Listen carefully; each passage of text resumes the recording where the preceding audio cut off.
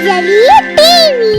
ఒక అందమైన పల్లెటూరిలో రాఘవయ్య శకుంతల దంపతులు నివసిస్తున్నారు. వారికి ఉన్న ఒక్కగానొక్క కొడుకు పేరు అరుణ్. అరుణ్ భార్య అంజలి. అంజలి చాలా తెలివైంది, ఓపిక గలది మరియు వంటల్లో ఎంతో నేర్పరి. రాఘవయ్యకు ఊరి చివరన ఓ అందమైన పొలం ఉంది. అందులో రకరకాల ఆకుకూరలు, కూరగాయలు పండిస్తూ ఉంటాడు. చూస్తుండగానే వేసవికాలం రానే వచ్చింది. ఎండలు మండిపోతున్నాయి. ఇంట్లో ఉక్కపోత ఎక్కువగా ఉండడంతో శకుంతల, అంజలి వంటగదిలో తీవ్రంగా ఇబ్బంది పడుతున్నారు. ఒకరోజు మధ్యాహ్నం కుటుంబం అంతా హాల్లో కూర్చొని మాట్లాడుకుంటున్నారు. ఏవండి, ఈ వేసవి ఎండలు రోజు రోజుకి మండిపోతున్నాయండి. వంటగదిలో నిలబడి ఒక్క కూర వండేసరికి ప్రాణం పోయినంత పని అయిపోయిందనుకోండి. చెమటలు కారిపోతున్నాయి. అవును శకుంతల, ఈ సంవత్సరం ఎండలు కాస్త ముందుగానే మొదలయ్యాయి. బయట అడుగు పెట్టాలంటేనే భయంగా ఉంది. ఇక వంటగదిలో ఆ పొయ్యి సెగకు మీది ఎంత ఉక్కపోతగా ఉంటుందో నేను అర్థం చేసుకోగలను. అవునమ్మా, నువ్వు అంజలి వంటగదిలో పడుతున్న కష్టం చూస్తుంటే నాకు బాధగానే ఉంది. ఏసీ వేసిన వంటగదిలోకి ఆ చల్లదనం రావడం లేదు. అత్తయ్య, మామయ్య, ఈ ఎండల గురించి, వంటగది ఉక్కపోత గురించి ఇందాకటి నుంచి నేనొక ఆలోచన చేస్తున్నాను. మీకో విషయం చెప్పనా? ఏంటమ్మా అంజలి, నీకేం ఆలోచన వచ్చింది? ఈ ఒక్కపోత తగ్గాలంటే వంటగదిలో ఇంకో ఫ్యాన్ ఏమైనా పెట్టిద్దావా? ఫ్యాన్ పెట్టినా ఆ వేడిగాలే వస్తుంది అత్తయ్య. నా ఆలోచన అది కాదు. మనకు ఊరి చివరన పచ్చని పొలం ఉంది కదా, అక్కడే మన కూరగాయల తోట కూడా ఉంది. మన పొలంలో ఒక చిన్న వంటగది అమర్చుకుంటే ఎలా ఉంటుందంటారు? పొలంలో వంటగదే? అదెలా కుదురుతుందమ్మా అంజలి? మనం ఉండేది ఊళ్ళో, పొలమేమో ఊరి చివరన. రోజు అక్కడికి వెళ్ళి వంట చేయడం అంటే సాధ్యమేనా? నాన్నగారు, అంజలి చెప్తున్న దాంట్లో పాయింట్ ఉంది. వేసవిలో మన ఇంట్లో కంటే పొలంలో చెట్ల కింద చాలా చల్లగా ఉంటుంది. పైగా మన పొలంలో నీటి సదుపాయం, మోటారు అన్నీ ఉన్నాయి కదా. అవును మావయ్య, పొలంలో వంటగది కట్టుకుంటే ఎన్ని లాభాలు ఆలోచించండి. చల్లటి చెట్లగాలికి ఉక్కపోత అనేదే ఉండదు. పైగా మన పొలంలో పండే ఆకుకూరలు, కూరగాయలు అప్పటికప్పుడే కోసుకొని వండుకోవచ్చు. ఆ తాజా కూరగాయలతో వండితే వచ్చే రుచే వేరు కదా. నువ్వు చెప్పేది వినడానికి బానే ఉందమ్మా అంజలి, కానీ పొలంలో పోయి వంట సామాన్లన్నీ ఏర్పాటు చేయడం అంటే చిన్న పని కాదుగా. పైగా ఈ ఎండల్లో పొలానికి వెళ్ళి రావడం కష్టమేమో అని నా భయం. అత్తయ్య, మీరు నా మీద నమ్మకం ఉంచండి. ఉదయం కాస్త ఎండ రాకముందే పొలానికి వెళ్ళిపోదాం. అక్కడే ఆ చల్లటి వాతావరణంలో వంట పూర్తి చేస్తాను. సాయంత్రం కూడా చల్లబడ్డాక వద్దాం. మన పొలంలో ఉన్న ఆ పెద్ద మామిడి చెట్టు కింద ఒక పూరి గుడిసె లాంటి వంటగది ఏర్పాటు చేద్దాం. అందులో మట్టి పొయ్యిలు పెడదాం. మట్టి కుండల్లో వండుదాం. మన ఆరోగ్యం కూడా బాగుంటుంది. భలే ఆలోచనమ్మా అంజలి. నా చిన్నతనంలో మా అమ్మ ఇలాగే పొలంలో మట్టి పొయ్యి కింద వంట చేసేది. ఆ రుచి నాకిప్పటికీ గుర్తుంది. నువ్వు చెప్పినట్టే చేద్దాం. రేపే పని వాళ్ళని పిలిపించి మన మామిడి చెట్టు కింద ఒక అందమైన వంటగది కట్టిస్తాను. థ్యాంక్స్ నానా. అంజలి, నీ ఆలోచన అద్భుతం. ఈ వేసవిలో మన పొలం వంటగది ఒక మంచి అనుభూతినిస్తుంది. అలా అంజలి పట్టుబట్టి ఎంతో ప్రేమగా చెప్పడంతో శకుంతల, రాఘవయ్యలు ఎంతో సంతోషంగా ఒప్పుకుంటారు. మరుసటి రోజే రాఘవయ్య పొలంలో కూలీలను పెట్టి ఆకుకూరల మడుల పక్కనే ఉన్న ఒక పెద్ద మామిడి చెట్టు నీడలో అద్భుతమైన పూరి గుడిసె వంటగదిని నిర్మిస్తాడు. అందులో 2 మట్టి పొయ్యలు, నీళ్ల కొండలు, ఒక చిన్న అరుగు అన్నీ ఏర్పాటు చేస్తారు. అంజలి ఎంతో ఉత్సాహంగా ఆ వంటగదికి కావాల్సిన సామాన్లన్నీ సర్దుతుంది. అబ్బా, ఇక్కడ ఎంత చల్లగా ఉందమ్మా అంజలి. నువ్వు చెప్పింది 100% నిజం. ఇంట్లో ఆ ఏసీల కంటే ఈ చెట్టు కింద వచ్చే సహజమైన గాలి ఎంతో హాయిగా ఉందమ్మా. అవునత్తయ్యా, అందుకే నేను పట్టుబట్టి మరీ ఇది కట్టించమన్నాను. అయితే ఈరోజు ఇక్కడే మన మొదటి వంట. మీరే చెప్పండి అత్తయ్యా, ఈరోజు ఏం వండుకుందాం? మన పొలంలో అప్పుడే లేత బెండకాయలు కాసాయి కదమ్మా, వాటితో చక్కగా బెండకాయ ఫ్రై, టమాటా పప్పు చేయి. అలాగే అత్తయ్య. అరుణ్, నువ్వెళ్ళి ఆ టొమాటాలు, బెండకాయలు కోసుకొని రావా? నేను ఈ లోపల పొయ్యి వెలిగిస్తాను. ఇప్పుడే తెస్తాను అంజలి. ఈ పచ్చని పొలంలో నేనే స్వయంగా కోసిన కూరగాయలతో నువ్వు వంట చేస్తుంటే ఆ అనుభూతి మాటల్లో చెప్పలేను. అలా చెప్పి అరుణ్ కూరగాయలు తీసుకురాగానే అంజలి వాటిని శుభ్రంగా కడిగి వంట మొదలు పెడుతుంది. మట్టి పొయ్యి మీద కట్టెల మంటలతో అంజలి వంట చేస్తూ ఉంటే ఆ వాసన పొలమంతా గుమగుమలాడుతోంది. ఆ ప్రకృతి ఒడిలో అంజలి వంట చేయడం శకుంతల రాఘవయ్యలు ఎంతో ఆనందంగా చూస్తుంటారు. శకుంతల చూసావా, మట్టి పొయ్యి మీద వంట చేస్తుంటే ఆ వాసనే వేరుగా ఉంటుంది. నా బాల్యం గుర్తుకొస్తోంది. అంజలి మన కుటుంబానికి ఒక అదృష్టం. అవునండి, నేను ముందు కాస్త భయపడ్డాను గాని ఇక్కడ వాతావరణం చూశాక నా మనసుకి ఎంతో ప్రశాంతంగా ఉంది. అత్తయ్య, మావయ్య, వంట పూర్తయింది. వేడి వేడి అన్నం, బెండకాయ ఫ్రై, టొమాటో పప్పు, చెట్టు కింద చాప వేశాను. అందరు కూర్చోండి, నేనే వడ్డిస్తాను. వావ్ అంజలి, వాసనతోనే కడుపు సగం నిండిపోయిందనుకో. త్వరగా వడ్డించు. అలా అనుకుంటూ కుటుంబం అంతా ఆ మామిడి చెట్టు కింద కూర్చొని భోజనం చేయడం ప్రారంభిస్తారు. అంజలి వడ్డించిన వంటలు తిని అందరూ ముగ్ధులైపోతారు. అద్భుతమమ్మా అంజలి, ఈ టమాటా పప్పు రుచి నేను నా జీవితంలో ఎప్పుడు తినలేదు. అప్పటికప్పుడు చెట్టు నుంచి కోసిన టమాటాలతో చేయడం వల్ల దానికి ఒక సహజమైన తీపి వచ్చిందమ్మా. అవునమ్మా అంజలి, ఈ బెండకాయ ఫ్రై కూడా చాలా కరకరాడుతూ భలే వచ్చిందే. ఇంట్లో వండిన దానికి ఇక్కడ వండిన దానికి చాలా తేడా ఉందమ్మా. నీ చేతి వంటకు ఈ ప్రకృతి చల్లదనం కూడా తోడైంది. మీకందరికి నచ్చినందుకు నాకు చాలా సంతోషంగా ఉంది మావయ్య. ఇక రోజు మనం ఇక్కడే వంట చేసుకుందాం. రోజు మన పొలంలో వండిన తోటకూరతో మంచి కూర చేస్తాను. ఆ రోజు నుంచి అంజలి రోజు ఉదయం సాయంత్రం పొలంలోని వంటగదికెళ్లి వంటలు చేయడం మొదలు పెడుతుంది. ఒకరోజు వంకాయ కూర, మరో రోజు బీరకాయ పచ్చడి, ఇంకో రోజు సొరకాయ పులుసు. ఇలా ప్రతిరోజు పొలంలో వండిన తాజా కూరగాయలతో ఆకుకూరలతో రకరకాల రుచులు చేసి కుటుంబ సభ్యులకు పెడుతూ ఉంటుంది. అంజలి చేసే వంటల రుచికి ఆ కుటుంబం అంతా ఎంతో ఆనందంగా ఆరోగ్యంగా ఉంటారు. అంజలి, నువ్వు ఈ పొలం వంటగది ఆలోచన తెచ్చినప్పటి నుంచి మన ఆరోగ్యం కూడా చాలా మెరుగైంది. స్వచ్ఛమైన గాలి, తాజా కూరగాయలు, ఇదంతా నీ వల్లే సాధ్యమైంది. అంతా మావయ్య అత్తయ్యల సహకారం వల్లే అరుణ్. వారు నా ఆలోచన గౌరవించి వంటగది కట్టించారు. అదంతా కాదులే అమ్మా, నీకు మా మీదున్న ప్రేమ శ్రద్ధ వల్లే ఇదంతా జరిగింది. నువ్వు చేస్తున్న ఈ వంటల గురించి నేను ఊర్లో వారందరికీ చెప్తున్నాను. అందరూ చాలా ఆశ్చర్యపోతున్నారు తెలుసా? అవును అత్తయ్య, అయితే నాకొక చిన్న కోరికుంది. ఏంటమ్మా అంజలి, అడుగు. నువ్వేదడిగినా నేను కాదన్ను. మన ఎదురింటి వాళ్ళు, చుట్టుపక్కల వాళ్ళు ఎప్పుడూ మనకు ఎంతో ఆత్మీయంగా ఉంటారు కదా మావయ్య. రేపు ఆదివారం ఎలాగో అందరికీ సెలవే. మన పొలంలో ఉన్న వంటగది దగ్గరికి వాళ్ళందరినీ భోజనానికి పిలుద్దామా?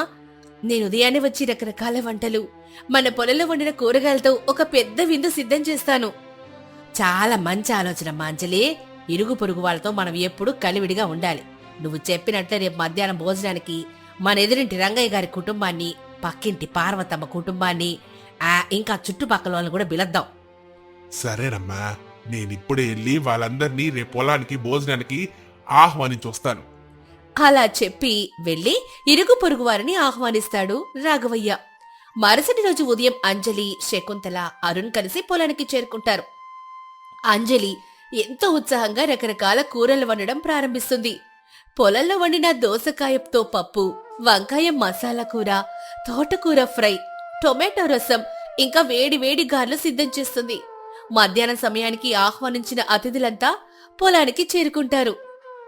ఏమయ్యా రాఘవయ్య, నీ కోడలు తీసుకున్న నిర్ణయం చాలా అద్భుతంగా ఉందయ్యా. ఈ ఎండల్లో పొలంలో వంటగది పెట్టుకోవడం ఏంటా అని ఊళ్ళో అంతా అనుకుంటున్నారు. కానీ ఇక్కడికి వస్తే గాని తెలియడం లేదు దీని గొప్పతనం. అసలు ఈ చెట్ల గాలికి ఏసీలు కూడా బడికి రావనుకోండి. అవునన్నయ్యా, ఇక్కడ వాతావరణం చూస్తుంటేనే మనసు ఆనందంతో నిండిపోతోంది. ఇక అంజలి వంటల సువాసనలకైతే మాకు ఎప్పుడెప్పుడు తిందావా అని ఆకలి పెరిగిపోతోంది. రండి పార్వతి, అందరు దయచేసి చాపల మీద కూర్చోండి. అంజలి అన్నీ సిద్ధం చేస్తోంది, వడ్డిచ్చేస్తది. అప్పుడు అంజలి ఎంతో ప్రేమగా ఆప్యాయంగా వచ్చిన వారందరికీ అరిటాకుల్లో భోజనం వడ్డిస్తుంది. తాజా తాజా కూరగాయలతో మట్టి పొయ్యి మీద చేసిన వంటల రుచి చూసి అందరూ ఆశ్చర్యపోతారు. ప్రతి ఒక్క ముద్దను ఎంతో ఆస్వాదిస్తూ తింటారు. అబ్బా అంజలమ్మా, ఈ వంకాయ కూర రుచి నా జీవితంలో నేనెప్పుడూ మర్చిపోలేను. ఆ మసాలా, ఆ కమ్మదనం అద్భుతం అనుకో తల్లి. ఏ 5 స్టార్ హోటల్ వంటలు కూడా నీ చేతి వంటకు సాటి రావనుకో. అవునంజలి, ఈ దోసకాయ పప్పు గారెలు అమృతంగా ఉన్నాయి. ఇంతమందికి ఏమాత్రం విసుగు లేకుండా చిరునవ్వుతో వడ్డించేస్తున్నావు. సూపర్ అమ్మా నువ్వు. నిజంగా నీ చేతిలో ఏదో మాయుంది. చూసారా అందరూ, నేను మా కోడళ్ళ గురించి ఎందుకు అంత బాగా చెప్తున్నానో, నా కోడలు కేవలం వంటలు చేయడమే కాదు, అందరి ఆరోగ్యం గురించి ఆలోచించే గొప్ప మనసున్నది. నా అదృష్టం కొద్దీ నాకొక అన్నపూర్ణమ్మ కోడలుగా వచ్చింది. అంజలి మా ఇంటి మహాలక్ష్మి. నిజమే శకుంతల, ఈ రోజు మన పొలం వంటగది ఎంత సందడిగా ఉందో చూడు. మనమంతా ఇలా కలిసి నవ్వుకుంటూ ఆనందంగా భోజనం చేయడానికి కారణం కూడా ఆ అంజలి ఆలోచనే. మీరందరూ నన్ను ఇంతగా పొగుడుతుంటే నాకు మాటలు రావట్లేదు. నాకు వంట చేయడం అంటే చాలా ఇష్టం. అందులోని మన పొలంలో పండిన స్వచ్ఛమైన కూరగాయలతో మీకు వండి పెట్టడం నాకింకా సంతోషాన్ని ఇస్తుంది. మీ ఆశీస్సులు, అత్తయ్య మావయ్యల ప్రోత్సాహం ఉంటే చాలు. అంజలి, ఈ రోజు నువ్వు మా అందరికి ఒక మరుపురాని జ్ఞాపకాన్నిచ్చావు. Thank you so much. ఆ రోజు సాయంత్రం వరకు అందరూ ఆ పొలంలోనే ఉండి సరదాగా మాట్లాడుకుంటూ నవ్వుకుంటూ సంతోషంగా గడుపుతారు. ఆ తర్వాత కూడా అంజలి రోజు ఆ పొలం వంటగదిలోనే వంటలు చేస్తూ ఎప్పటికప్పుడు తాజా కూరగాయలు పండిస్తూ ఉంటుంది. ఆ చల్లటి వాతావరణంలో మట్టి పొయ్యి మీద వండిన ఆరోగ్యకరమైన ఆహారం తినడం వల్ల రాఘవయ్య, శకుంతల కుటుంబం ఎంతో ఆరోగ్యంగా ఉంటారు. ఒక చిన్న ఆలోచన వారి కుటుంబానికే కాక చుట్టుపక్కల వారికి కూడా ఎంత ఆనందాన్ని పంచిందో చూసి ఊరి జనమంతా అంజలిని మెచ్చుకుంటారు. ఆ విధంగా అంజలి తన అత్తమామలను, భర్తను ఎంతో ప్రేమగా చూసుకుంటూ అష్టైశ్వర్యాలతో ఆనందంగా ఆరోగ్యంగా జీవిస్తారు. తెల్లవారుజామునే కీర్తి నిద్రలేచి విసుగ్గా తన గదిలో నుంచి బయటకొచ్చింది. తన తల్లి శాంతమ్మను గట్టిగా పిలిచింది. అమ్మా, ఏంటి ఇల్లంతా ఇంత దరిద్రంగా ఉంది? ఆ పని మనిషి కాంతం ఇంకా రాలేదా? నా రూమ్ చూస్తే చిరాకేస్తోంది. అసలు ఇంట్లో ఒక్క క్షణం కూడా ఉండాలని అనిపించట్లేదు. అంత దరిద్రంగా ఉంది. శాంతమ్మ కూతురి వైపు చూసి, 2 రోజుల నుంచి రావడం లేదమ్మా, ఈరోజు వస్తానంది. అప్పటిదాకా సర్దుకమ్మా, తప్పదు మరి. అప్పటిదాకా అలాగే వదిలేస్తావా ఏంటి? పని మనిషి లాంటి నీ కోడలు అంజలి ఉంది కదా, ఆమెని ఈ పని చేయమని చెప్పొచ్చుగా. ఎవరి పని వాళ్ళు చేసుకుంటే తప్పే ఉంది. శాంతమ్మకు కూతురి మాటలు నచ్చలేదు.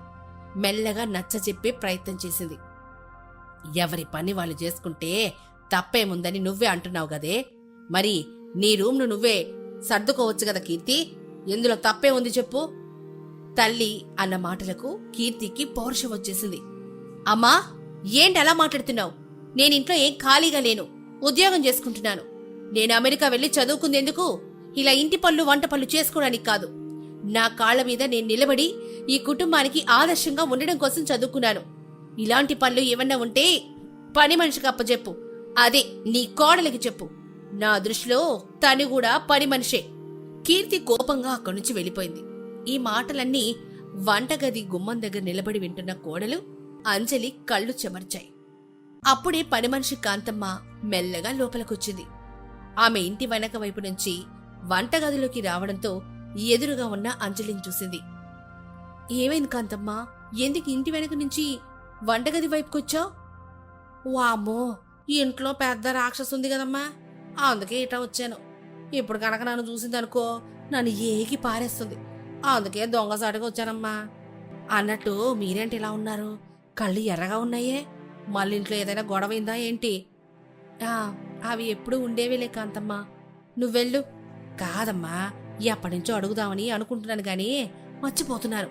అసలు మీ ఇద్దరికి ఇదివరకే ఎప్పుడో పరిచయం ఉన్నట్టుగా ఉంటుందే. మీకు ఆవంటే ఇష్టమే గాని ఆమెకు మీరంటే ఎందుకు ఇష్టం ఉండదు? ఎప్పుడు గొడవ పడుతూనే ఉంటారు కదా. అంజలి కాసేపు మౌనంగా ఉండి కాంతమ్మ వైపు చూసింది.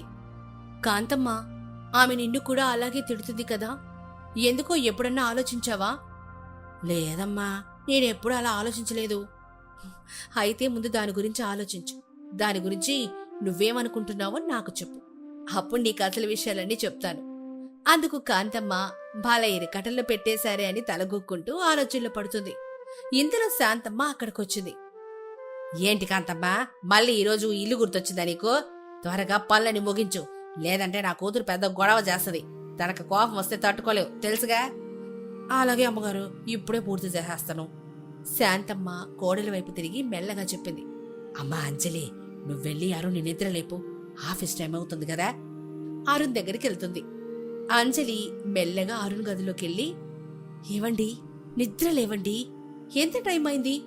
ఈరోజు ఆఫీస్కి వెళ్ళరా ఏంటి? అరుణేమో బద్ధకంగా నిద్రలేచి కళ్ళు నలుపుకుంటూ సమాధానమిచ్చాడు. ఈ రోజు నుంచి వారం రోజులు ఆఫీస్కి సెలవు ఇచ్చారమ్మా. మా బాస్ వాళ్ళ కూతురు పెళ్లి, అలాగే వాళ్ళ మనవడి పుట్టినరోజు రెండు ఒకే రోజు వచ్చేసాయి. అందుకే వాటిని వాళ్ళు బాగా గ్రాండ్ గా జరిపిస్తున్నారు. అందుకే మాకు సెలవు ఇచ్చారు. అయినా నేనేమన్నా సాఫ్ట్వేర్ ఉద్యోగం చేస్తున్నానా, కార్ షోరూమ్ లో సేల్స్ మ్యాన్ జాబా? సెలవు దొరకడమే గొప్ప. సరే గాని నాకు ముందు ఈ విషయం చెప్పండి. కీర్తి ఎప్పుడు మళ్ళీ తిరిగి అమెరికాకి వెళ్తుంది? ఆ విషయం నాకు పెద్దగా తెలీదు. ఆ, ఎందుకలా అడుగుతున్నావు? మళ్ళీ మీ ఇద్దరు ఏమైనా గొడవ పడ్డారా? అలా ఏం లేదండి, ఊరికే అడుగుతున్నాను అంతే. వీళ్ళిద్దరూ ఇలా మాట్లాడుకుంటూ ఉండగా ఆ మాటలన్నీ చాటుగా విన్న కీర్తి ఒక్కసారిగా గదిలోకి వచ్చి నిప్పులు చిరిగింది. అంజలి, నీ ఇష్టం వచ్చినట్టు మాట్లాడుతున్నావేంటి? నేను ఇంట్లో నుంచి వెళ్ళిపోవాలని చూస్తున్నావా? ఇది నా ఇల్లు. ఈ ఇల్లు నేను కట్టించాను. ఈ స్థలం నేను కొన్నాను. దీని మీద సర్వ హక్కులు నాకే ఉన్నాయి. నిన్ను బయటికి నెట్టడం నాకొక్క నిమిషం పట్టదు. నా ఇంట్లోనే నేనుండడం నీకిష్టం లేదా? నీ కుళ్ళు బుద్ధి ఏంటో నాకు బాగా తెలుసు. అయినా నిన్ను కాదులే, నిన్ను పెంచిన పెంపకాననాలి. మీ అమ్మా నాన్న ఏమైనా ఉన్నత స్థాయి నుంచి ఊడిపడ్డారా మర్యాదలు తెలియడానికి? అదొక లేబర్ కొంప. నువ్వు ఒక లేబర్ దానివి. ఆ మాట వినగానే అరుణ్ ఒక్కసారిగా షాక్ అయ్యాడు. అంజలి కళ్ళు కన్నీళ్లతో నిండిపోయాయి. కీర్తి, ఏం మాట్లాడుతున్నావు? తను నీకు వదిన. మాటలు జాగ్రత్తగా రాని. ఛీ, ఇలాంటి దాన్ని వదినని పిలవడానికి నాకు అసహ్యంగా ఉందనయ్యా. నువ్వు చేసిన తప్పుకి నేను బాధపడాల్సి వస్తోంది. కీర్తి చిరాగ్గా అక్కడి నుంచి వెళ్ళిపోతుంటే అరుణ్ గట్టిగా అరిచాడు. కీర్తి, ఆగు! ఎక్కడికి వెళ్ళిపోతున్నావు? సమాధానం చెప్పెళ్ళు. కీర్తి ఆగి వెనక్కి తిరగకుండానే సమాధానమిచ్చింది. నేనక్కడ నిలబడి మాట్లాడాల్సిన అవసరం లేదు. నువ్వు నాతో ఏదైనా మాట్లాడాలి అనుకుంటే నా రూమ్కొచ్చి మాట్లాడు. అంతేగాని అందరి ముందు నాతో మాట్లాడావంటే నీకు కూడా మర్యాద ఉండదు. కీర్తి ఆ మాట చెప్పి వెళ్ళిపోయింది. అరుణ్ నిస్సహాయంగా అంజలి దగ్గరికొచ్చాడు. అంజలి, నువ్వు బాధపడకు. తన గురించి నీకు తెలిసిందే కదా. అయినా నువ్వు ఎందుకలా అడిగావు? నేనేం తప్పుగా ఏం అనలేదండి. తను తిరిగి వెళ్ళేటప్పుడు తనకిష్టమైన పిండి వంటని సిద్ధం చేద్దామని. కానీ నేనేదో తన మీద కోపంతో అడిగినట్లు తను ఫీల్ అయిపోతోంది. నేనేం చెప్పాలి చెప్పండి?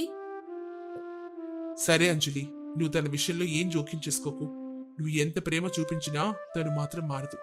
తన్ని వదిలే అని అంటాడు. కొంత సమయం తర్వాత కాంతమ్మ అందరికీ టిఫిన్ రెడీ చేసి డైనింగ్ టేబుల్ దగ్గరికి రమ్మని అందరినీ పేరు పేరున పిలుస్తుంది. కీర్తి గది దగ్గరికి వెళ్లి గట్టిగా పిలుస్తుంది. కీర్తమ్మ గారు, ఎక్కడున్నారో కిందకి రండమ్మా. మీకోసం స్పెషల్ గా పూరి తయారు చేశాను. అందరూ కూర్చున్నారు. మీరు కూడా వస్తే వడ్డించేస్తాను. లోపల గదిలో ఉన్న కీర్తి ఆ పిలుపుకి చిరాగ్గా బయటకొచ్చి అరిచింది. కాంతమ్మ, నోరు మూసుకుని ఆ పూరీల్ని ఇక్కడికి తీసుకురా. నీకు ఎన్నిసార్లు చెప్పాను నేను వాళ్ళతో పాటు కూర్చొని తినను అని. వాళ్ళతో అంటే ఎవరు నీకు తెలుసు కదా. మళ్ళీ మళ్ళీ చెప్పించుకోకు. వస్తున్నానమ్మా, క్షమించాలి. కాంతమ్మ భయపడుతూ పూరీల ప్లేట్ని తీసుకుని కీర్తి గదిలోకి వెళ్ళింది. డైనింగ్ టేబుల్ మీద కూర్చున్న శాంతమ్మ, అరుణ్, అంజలి ఈ మాటలు విని చాలా బాధగా ఒకరు ఒకరు చూసుకున్నారు. కీర్తి తండ్రి రాఘవయ్యకు మాత్రం సహనం నశించింది. ఎందుకు ఆ కీర్తికి అంత పోగడు? అసలు మనుషుల్ని మనుషుల్లా చూడడం లేదే. ఉండండి, నేనే వెళ్ళి అడిగొస్తాను. అరుణ్ వద్దు అని చెప్తున్నా వినకుండా రాఘవయ్య పైకి. అప్పటికే కాంతమ్మ పూరీల ప్లేట్ అందించి కీర్తి పక్కనే నిలబడుంది. కీర్తి ఆ ప్లేట్ అందుకుని కాంతమ్మ వైపు అసహ్యంగా చూసింది. కాంతమ్మ, కొంచెం దూరంగా నిలబడతావా? నీకెన్నిసార్లు చెప్పాను నా గదిలోకి వచ్చినప్పుడు నాకు దూరంగా ఉండాలని? ఎక్కడెక్కడో పనులు చేసొస్తావు. నీ దగ్గర శుభ్రత ఉండదు, ఏమీ ఉండదు. ఆ మురికితోని నా సామాన్లన్నీ తాకకు. కాంతమ్మను అలా తిడుతూ ఉండగా రాఘవయ్య అక్కడికొచ్చాడు. ఆయన చూడగానే కాంతమ్మ భయంతో అక్కడి నుంచి వెళ్ళిపోయింది. కీర్తి, నీ ప్రవర్తన అస్సలు బాలేదు. నీ ప్రవర్తన మార్చుకుంటే చాలా పద్ధతిగా ఉంటుంది. నువ్వు కాంతమ్మని ఎలా చూస్తున్నావో మీ వదిన్ని కూడా అలాగే చూస్తున్నావు. ముందు మనిషిని మనిషిలా చూడడం మొదలుపెట్టు, లేదంటే ఈ పరిణామాలు చాలా దూరం దారితీస్తాయి. జాగ్రత్త. కీర్తి ప్లేట్ పక్కన పెట్టి తండ్రి వైపు నిర్లక్ష్యంగా చూసింది. నాన్నా, ఈ విషయం చెప్పడానికైనా మీరిక్కడి దాకా వచ్చారు? ఈ విషయంలో నా దగ్గర ఎలాంటి మార్పుండదు. దయచేసి మీరు నన్ను ఒంటరిగా వదిలేసి వెళ్తే బాగుంటుంది, లేదా నన్నే వెళ్ళిపోమంటారా? రాఘవయ్య కోపంతో పెద్దగా అరుస్తూ, కీర్తి, చాలా కోపం తెప్పిస్తున్నావు. కన్న తండ్రికి ఎదురు సమాధానం చెప్తావా? అవును, నేనిలాగే ఉంటాను. అయితే ఇప్పుడేం చేయమంటారు చెప్పండి. కీర్తి కోపంగా గదిలో నుంచి బయటకొచ్చి వెళ్ళిపోతుంటే, కీర్తి ఎక్కడికెళ్తున్నావే? టిఫిన్ తినకుండా ఎక్కడికి?